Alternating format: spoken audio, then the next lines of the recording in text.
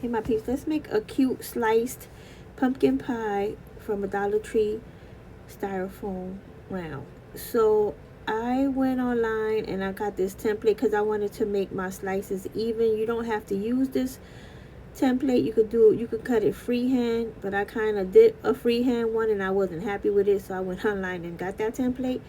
Then I'm just like drawing out the lines that I just went over.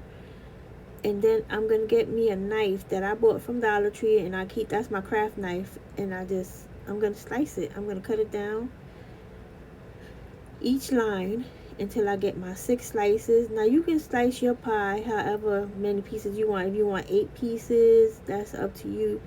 I wanted it to do like 6 slices, so that's why I did it this way.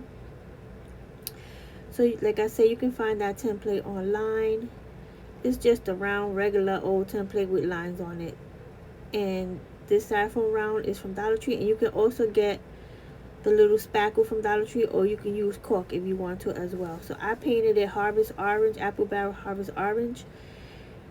And then I'm going to get a little bit of spackle that I added some classic caramel to give it like a pie crust color.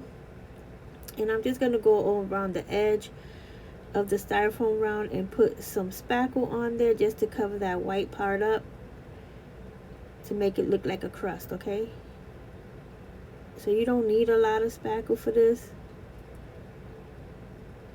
and you want to let it dry in between so you won't mess it up, but I'm just going to go on ahead. So I took some of that same spackle and I put it in a piping bag, and this is a number 5 round tip, and basically you're just going to do a zigzag up and down, up and down, up and down on the edge of your pie to look like a crust, okay? I know I didn't show that too good in there, but it's basic, really easy, just up and down zigzag.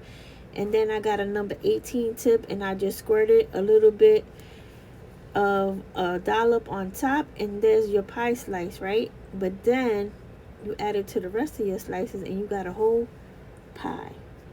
It's pretty cute. You can add it to your tea tray. You can make a mug toppers with these slices. You can add it to a little bookshelf that if you make one, or you could just leave it like that on display. Make you one. Talk to you soon. Bye.